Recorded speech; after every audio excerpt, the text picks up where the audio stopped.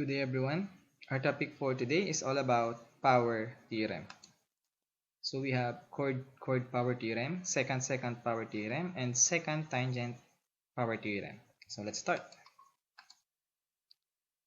First thing, i-review muna natin yung mga concept ng angles na na-discuss natin last time.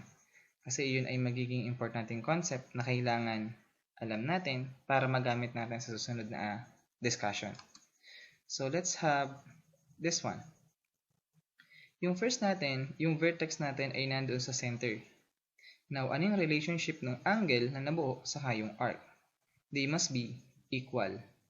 Okay, tandaan mabuti na kapag yung vertex ay nandoon sa center ng circle, yung angle at saka yung arc na na-intercept must be equal. Next case, kapag yung vertex natin ay nandoon mismo sa circle, so yung relationship ng angle saka yung arc na na-intercept niya must be half. So ibig sabihin yung angle ay kalahati ng arc na na-intercept niya. Kung yung arc ay 90, yung angle ay 45. Kung yung arc ay 60, yung angle ay 30, and so on and so forth. Next, case 3. Kung yung ating vertex ay nandoon sa loob ng circle pero hindi sa center. Okay, kung mangyayari, magiging dalawa yung ating angle. Bakit dalawang magkamukha yan? Kasi vertical angles are congruent. Next, kung dalawa yung angle natin, dalawa din yung arc na ma-intercept niya. Isang maliit at saka isang malaki. Now, ano yung relationship ng angle dun sa arc? Add, then divided by 2. So, para makuha yung angle, add natin yung mga arcs na na-intercept niya, and then i-divide natin by 2. And yung last case natin, kapag yung vertex is outside of your circle, so usually, ang legs ng ating angle dito must be a secant or a tangent. So kapag nasa labas, ang gagawin natin, dalawa yung arc na na-intercept niya. Isang malaking arc at saka isang maliit. So ano yung relationship ng angle dun sa arc? Subtract natin yung arcs natin. So yung malaki, subtract yung maliit. Then divided by 2. Subtract, then divided by 2. Okay? And meron tayong tatlong cases na nakikita dito sa case 4. So, yun yung mga daanan natin last time. And another,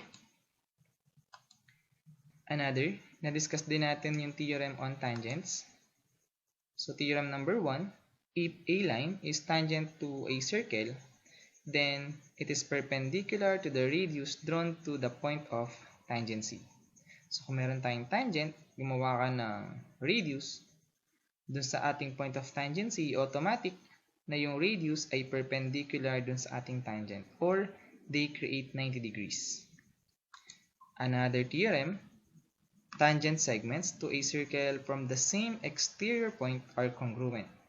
So, in our example, yung ating tangent segment AB is equal to tangent segment AC. Kasi yung common nila is yung point A.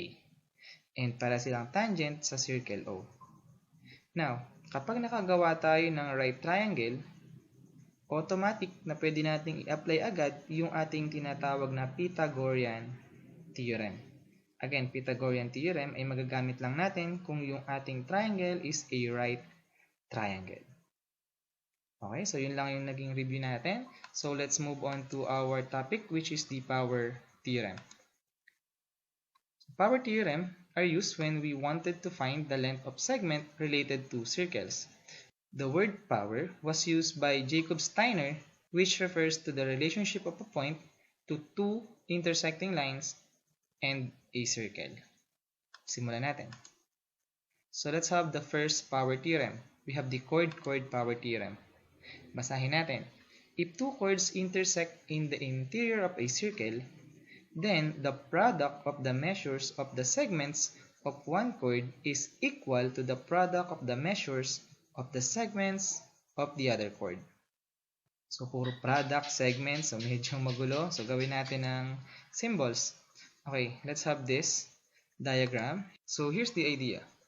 Kung meron daw tayong dalawang chord na nag-intersect, so yung isang chord, let's say for example tong AC, nahati siya into two. Isang AE, saka yung isang EC.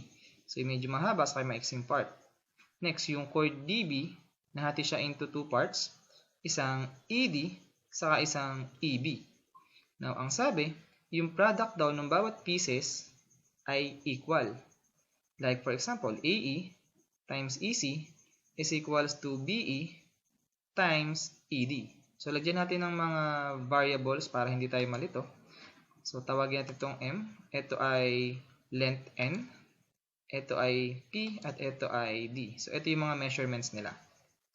Okay, so it follows na yung M times N, yung product ng M saka yung N, ito yung piraso ng isang chord na AC is equals to P times Q. So, yung P and Q ay piraso ng another chord BD. Okay, so yun yung ating chord-chord power theorem. Tandaan mabuti kasi a-apply natin yan mamaya. So, let's move on to our second theorem. Secant-Secant power theorem. Now, kung medyo nabibilisan, pwede mo naman i-pause yung video and i-take note mo yung mga definition saka yung figure. Okay, so let's move on. Secant-Secant power theorem. Basahin natin. If two secant intersect in the exterior of a circle, then the product of the measures of 1 secant segment and its external part is equal to the product of the measure of the other secant and its external part. So, ito yung idea. Lagyan na agad natin ng measure para mas ma-visualize natin. Let's say this AM is M units and BE is N units. Yung CE is P units and yung DC is Q units. So, ano ba ibig sabihin nun? Yung AE, yung buong secant. Ano ba yung sukat ng buong secant? This is M plus N. Times yung BE, ano ba yung BE? Yung external part, yung nasa labas, which is N. Next, yung DE, ito yung buong secant. At ang sukat niyan ay, syempre, pag pinag-add natin yung DC saka yung CE, which is Q plus P. Times yung external part na CE. So, ano yung CE? Yung P. So, in short, in symbol, so, ganito yung mangyayari. M plus N, ito yung kabuuan, times yung nasa labas, which is yung N lang, equal sa P plus Q, yun yung kabuuan ng ating DE, yung secant, times yung P, which is yung segment na nandoon sa labas, o yung kanyang external part. Ang tatandaan lang dito, kapag dalawang secant, yung kabuuan times yung nasa labas. Okay, so pwede nyo i-pause yung video, kopyahin yung definition, saka yung figure. So, let's move on to the third. We have a secant-tangent power theorem. Basahin natin. If a secant and tangent intersect in the exterior of a circle, then the square of the length of the tangent segment is equal to the product of the lengths of the whole secant and its external part. So, medyo mahirap intindihin yung words, gawin natin as symbol. So, here's the idea. Lagyan natin, this is M, this is N, this is P. Now, ang sabi doon, yung DC, ito yung tangent segment, yung square daw nun is equal to the product nung buong secant, which is AC, times BC. Okay, lagyan natin ng mga values. Yung DC, ito yung P lang. Yung AC, yung secant AC, ang kabuuan niyan ay M plus N. At yung nasa labas ay yung N lang. So, in short, kung meron na siyang mga values, this is the same thing as P squared, yung ating tangent segment, equals to M plus N, yung kabuuan ng ating secant, times yung external part. Okay? So, pause nyo yung video, copyhin nyo yung figure, and yung idea, saka yung definition, and let's start with the summary. So, we have the first one. Ito yung chord-chord power theorem. Bakit chord-chord? Kasi dalawa yung chord na given natin. Okay? So, ang sabi dun, yung idea natin, M times N is equals to P times Q. So, yung parte ng bawat chord, pag pinag-multiply natin, they are the same. Second, we have a secant-secant power theorem. So, dalawang secant kasi yan. Yung idea natin, kabuuan times nasa labas.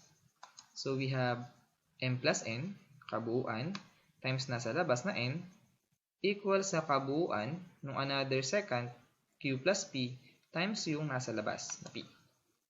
The last one is the secant-tangent power theorem. So, paano ba natin gagawin yan? Yung length ng tangent segment squared, so p squared equals to kabuuan ng secant, which is m plus n, times yung nasa labas, which is n. So, tandaan mabuti itong summary and gamitin natin siya sa mga examples. Example number 1. Solve for x. Okay, here's the figure. Now, ang tanong, alin sa tatlong power theorem yung gagamitin natin? Ano ba yung mga given dito? Okay, meron tayo dito ang tangent kasi nasa labas siya at meron tayong secant kasi dumaan siya sa circle natin. Now, alin yung gagamitin natin concept? Yung first, yung second, o yung third? So, automatic, dun tayo sa third. Kasi ito yung secant and tangent. So, anong meron dun? Yung tangent squared natin equals to yung kabuuan ng secant times yung external part. Okay, so apply natin. So, we have x squared. Ito yung length ng ating tangent. Tangent squared. So, x squared equals to kabuuan nitong secant is 9 plus 16 or 16 plus 9. And times yung nasa labas, which is 9. Okay, so we have x squared equals to 16 plus 9 times 9. Simplify natin. We have x squared equals to 25 times 9. 25 times 9 is 225. Square root both sides. Square root ng 225 is 15. Therefore, the value of x is equals to 15 and we're done. Ganun lang kadali. Now, let's move on to example number 2. Solve for x. Now, pause for a moment. Tingnan natin anong power theorem yung magagamit natin. Ano ba yung mga given natin? So, we have a chord. So, dalawang chord yan. Tingnan natin ano yung pwede natin magamit. Yung una, pangalawa, yung pangatlo. So, syempre, dun tayo sa una. Kasi ito yung chord-chord power theorem. So, anong sabi? Yung product ng bawat piraso ng chord ay equal. So, balik tayo sa problem. So, let's apply the theorem. 6 times x, 6 times x is equals to 7 times 4. Now, simplify natin. We have 6x equals to 28. Divide both sides by 6. Simplify natin. Pwede pang i-lowest term yan. Divide by 2. So, we have 28 divided by 2 is 14. 6 divided by 2 is 3. Therefore, the value of x is equals to 14 over 3 units. And we're done. Pwede nyo i-check yan. I-multiply mo yung 6 sa 14 over 3. And I'm sure, equal lang yun sa 7 times 4. Okay, so let's move on to example number 3. Solve for x. Okay, so ano yung pwede nating magamit sa figure na to? Ano ba yung mga given? Yung CA ay secant at yung AE ay secant din. So, tingnan natin kung ano yung pwede nating gamitin. Yung first, yung second, o yung third. So, syempre, babagsak tayo dun sa second. Kasi ito yung secant-secant power theorem. Ano yung idea? Kabuuan times nasa labas. Okay, so balik tayo. Apply natin. Kabuuan times nasa labas. Kabuuan, 5 plus 3. So, ito yung kabuuan ng ating secant. Times yung nasa labas, which is 3. Next, equals to yung kabuuan nitong AE is 10 plus x times yung nasa labas, which is x. Simplify natin. 8 times 3 is 24. Then, distribute natin yung x. We have 10x plus x squared. Next, rearrange natin. Yung 24 lipat sa kabila, equate natin sa 0. So, we have x squared plus 10x minus 24 is equals to 0. Next, yung x squared plus 10x minus 24 ay pwedeng i-factor. Pag pinactor natin siya, we have x plus 12 times x minus 2. Then, equate to 0. X plus 12 equal to 0. So, we have x equals to negative 12. Then, x minus 2 equal to 0. So, we have x equals to positive 2. Now, wala naman tayong sukat na negative. So, yung x minus 12, i-disregard natin yan. So, ang magiging sagot lang natin ay x equals to 2. And we're done. Okay, so pwede natin itry kung tama yung ating sagot. So 5 plus 3 is 8. 8 times 3 is 24. Next, 10 plus 2 is 12. 12 times 2 is also 24. So they are equal. Okay, so let's move on to our last example. Example number 4. Okay, find 1x, 2ob, and 3ab. Okay, so first, hanapin natin yung x. Okay, una, observe muna natin yung ating given. Tingnan mabuti yung O, ito yung center. Yung OC must be a radius. Okay? And ano yung sukat ng OC? Tingnan mabuti yung OE saka yung EC. Ito ay parehas 3. So meaning yung OC must be 6. So meaning lahat ng radius niyan is equals to 6. Kung 6 yung OC, yung OA is radius din. So meaning yung OA must be 6 also. Okay? Next, yung AE, yung kabuuan tong AE na to, must be equals to 9. Kasi ito ay 6 plus 3. Now, ano yung pwede natin gamitin theorem kapag meron tayo na to? We have AC nag-intersect sa loob, saka yung DB.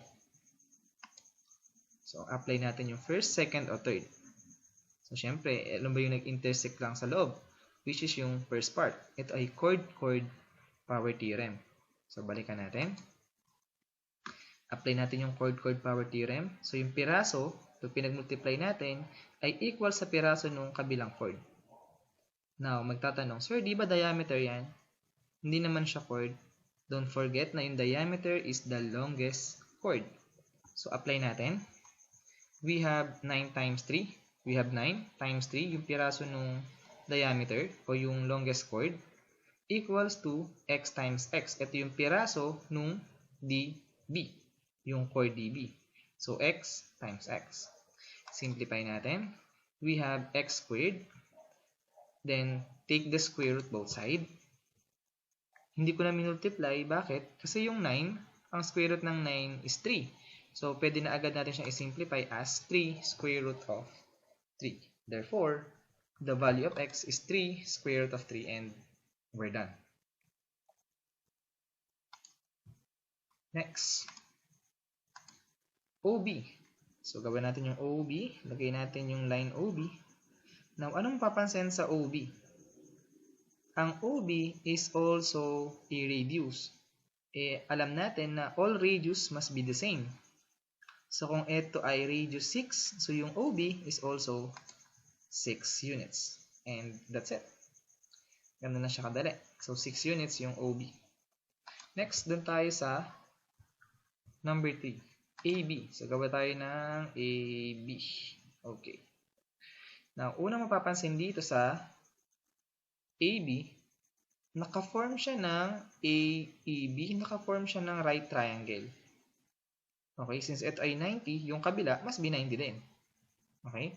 So, we have triangle AEB. Kung meron tayong right triangle, automatic, pwede natin gamitin si, very good again, Pythagorean theorem. So, lagyan natin ito ng value as C para magamit natin si Pythagorean theorem. So, anong ba yung Pythagorean theorem? We have A squared plus B squared equals to C squared.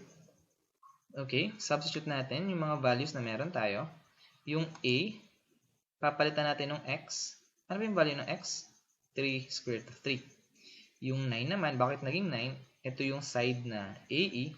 Ito ay 6 plus 3. Kaya ito ay 9. So, ito ay 9. Ito ay X. Ito ay C.